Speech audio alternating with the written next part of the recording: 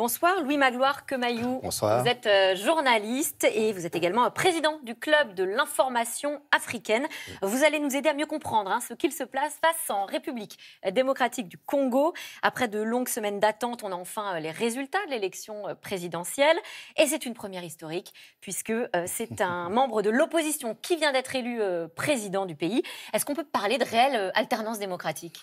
Oui, c'est même la première dans l'histoire de ce pays d'Afrique centrale qui est quand même aussi grand que toute l'Europe occidentale, c'est-à-dire à peu près 4 fois la superficie de la France. C'est dire à quel point le pays est immense sur le plan de la superficie. C'est la première fois parce que Patrice Lumumba avait été élu Premier ministre. Il n'était pas président. Kasavubu a été le premier président du pays. Puis rapidement, il y a eu une crise entre les deux. On a eu Mobutu. On peut rappeler effectivement oui. La succession quand même de gouvernements tyranniques ces dizaines de dernières années. Oui, et puis il y a eu l'élection finalement il y a 17 ans de Kabila. Donc d'abord Mobutu, ensuite Kabila père pendant 4 ans et Joseph Kabila dont vous parlez. Et Joseph Kabila qui a succédé à son père qui avait été tué en 2001. Puis il y a eu la première élection considérée comme démocratique en 2006, qu'il a remportée. Puis il y a eu celle de 2011 et celle-ci qui devait avoir lieu en 2015. On est bien d'accord que ces dernières élections, excusez-moi de vous couper, mais ces dernières élections n'étaient pas si démocratiques que cela. Joseph Kabila est quand même resté au pouvoir pendant plus de 17 ans. Oui, il y a eu un glissement, comme ils l'ont appelé dans le calendrier électoral là-bas, dû à plusieurs raisons. À la fois la commission électorale qui n'était pas tout à fait prête, dû au fait que de nombreuses autres conditions liées notamment au financement de l'élection ne permettaient pas de la tenir dans les délais. D'ailleurs, sur la dernière semaine, on l'a vécu également. Et finalement, il a eu lieu, avec 3 régions qui n'ont pas pu prendre part au vote, ni pour les législatives nationales, ni pour les législatives provinciales, et encore moins pour la présidentielle. Alors, on reviendra sur ces régions-là, mais contre toute attente, là, le nouveau président est donc un candidat de l'opposition. Sa victoire est déjà contestée. Alors, avant de revenir sur ces suspicions de fraude, est-ce que vous pouvez nous dire qui est ce nouveau président, Félix Tshisekedi? Est-ce qu'il est populaire en RDC? Félix Tshisekedi est le fils de Étienne Tshisekedi, qui est l'opposant historique en République démocratique du Congo, parce que c'était l'un des premiers opposants à Mobutu. Puis il a été opposant tour à tour de tous les présidents qui ont succédé à Mobutu, c'est-à-dire les deux, Kabila père et Kabila fils. Donc c'est un fils d'eux, lui aussi. Et il est connu plutôt, on vient de voir là, des scènes de liesse quand même en RDC après son élection. Il a une grosse machine politique pour lui, qui est l'UDPS, qui est un parti relativement bien implanté sur le territoire, historiquement reconnu comme la principale force de l'opposition. Et je pense que ces éléments ont contribué, même s'il avait un déficit de popularité, à faire qu'il arrive à glaner une partie de l'audience qui a voté pour lui. Et puis il y a surtout l'alliance qu'il a tissée avec l'ancien directeur de campagne de Kabila, de Joseph Kabila, alors on va revenir Vital sur ça. Kamerhe, qui était président de l'Assemblée nationale et puis président de l'UNC, un autre parti d'opposition. Alors la France a quand même contesté ces résultats. Pas seulement elle, mais en tout cas par la voix de Jean-Yves Le Drian, le ministre des Affaires étrangères. Il a carrément indiqué que le vainqueur était un autre homme, un autre candidat de l'opposition. Qu'est-ce qui pousse la France à dire qu'il y a eu des fraudes? Très concrètement, rien. Elle s'appuie sur presque rien. Elle s'appuie sur le fait que l'Église catholique, la SENCO, la conférence épiscopale, a dit qu'elle avait un nom qui était le nom du véritable vainqueur de l'élection. Mais le fait est que ni la France, ni l'Union européenne, ni aucune organisation d'observation liée à la France n'était présente sur le terrain. Donc, quelque part, je suis tenté de dire que M. Yves Le Drian a manqué une très bonne occasion de se taire. Alors, pourquoi il dit ça?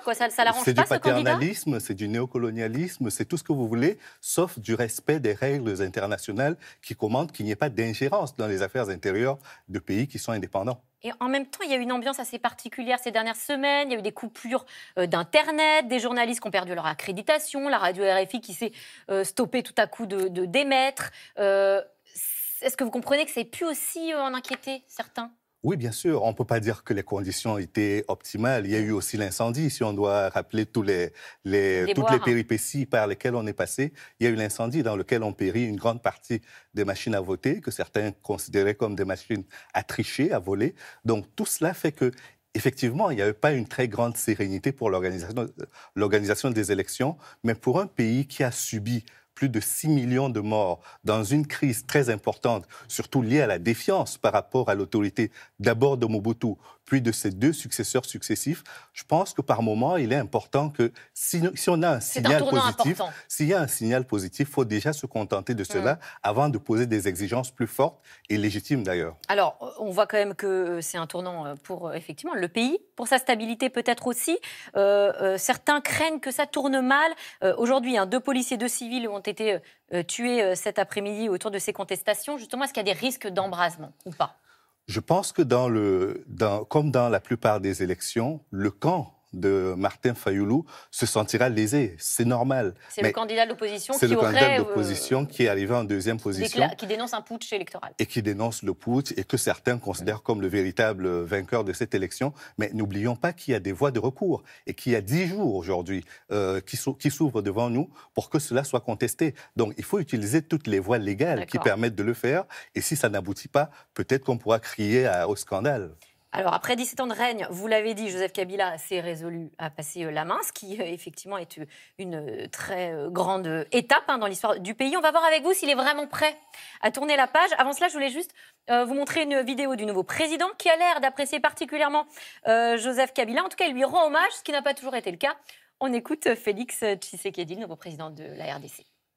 Mais je le dis avec sincérité, je rends hommage au président Joseph Kabila, président de la République. Aujourd'hui, nous ne devons plus le considérer comme un adversaire, mais plutôt comme un partenaire de l'alternance démocratique dans notre pays. Alors, certains parlent d'arrangement, de négociations en sous-main. Ça vous paraît crédible ? Tout est possible en politique, les accords publics comme secrets, tout est possible. Mais au stade actuel des choses, il y a très peu d'éléments qui permettent d'étayer cela, à part ce discours que nous venons d'écouter. Oui, pardon. Que nous venons d'écouter. Il est intéressant en une chose, c'est qu'il permet au moins de savoir qu'il n'y aura probablement pas de chasse aux sorcières. Mais je pense que le risque, la limite dans l'exercice, c'est qu'il conforte les gens dans l'idée qu'il pourra y avoir une certaine impunité. Je pense que ce serait désastreux pour son image, ce serait désastreux pour sa politique et j'ose espérer de toute façon qu'il a mesuré l'ampleur des chantiers auxquels il va faire face et qu'en prenant connaissance de tous ces dossiers-là, il arrivera non seulement à rassurer le président sortant qui sera probablement... Toujours pas très loin. Qui sera probablement pas très loin. Il a donné rendez-vous en 2023. Je ne sais pas si ce sera pour être candidat à la présidentielle. Mais d'évoluer aussi sur ces dossiers, effectivement, autour de l'impunité. Il doit régler ces questions et puis il doit rassurer ses partenaires, que ce soit le Rwanda qui a encore des incursions venant du Nord Kivu, que ce soit le Burundi qui est aussi exposé aux rébellions qui sont autour de sa frontière. Oui, on va regarder justement le pays, il y a 9 pays frontaliers de la RDC, et vous parlez du Rwanda, du Burundi, le Sud-Soudan. Est-ce que la région peut être apaisée ou plutôt déstabilisée ? Il y a des risques là-dessus ? Comment ça va se passer ? Non, je ne pense pas qu'il y ait plus de risques de déstabilisation qu'il n'y en a eu jusqu'à présent. Il y a eu de vrais risques, il y a même eu de vrais problèmes avec le Rwanda notamment, parce que la plupart du temps, les différentes rébellions, il y en a plus d'une centaine qui évoluent dans cette partie de l'Est de la RDC, qui faisaient des incursions au Rwanda, voire dans d'autres pays. Je pense que l'idée sera aujourd'hui d'aller attaquer ces rébellions-là, d'en finir avec elles, s'il y a une possibilité de désarmer et de les remettre dans les rangs pour que la justice et puis la paix et que l'autorité aussi de l'État soit rétablie sur l'ensemble du territoire, il ne faudra pas ménager ses forces pour atteindre ces résultats-là. Est-ce qu'il peut transformer le pays ? Est-ce que la population de la République démocratique du Congo peut devenir moins pauvre ? Aujourd'hui, on sait que la pauvreté est effectivement un fléau. Je crois que c'est le contrat qui lui a été donné. C'est le contrat qu'il a signé avec les populations de la RDC. On ne peut pas être assis sur un tel scandale géologique, parce que c'est ainsi qu'est considérée la RDC. Il y a des minerais partout, c'est un pays extrêmement riche. C'est-à-dire, il est immense d'abord sur le plan de sa superficie, il est très riche pour ce qui est de la population et puis des hommes. Il ne devrait pas être dans l'état de pauvreté qui est le sien actuellement. Eh bien, merci. Merci à vous, Louis-Magloire Kemayo, d'être venu sur notre plateau. Tout de suite, c'est dans l'air avec Caroline Roux qui revient sur le blocage aux États-Unis. Donald Trump ne lâche pas son projet de mur à la frontière avec le Mexique. La situation s'enlise. Caroline Roux et ses invités font le point.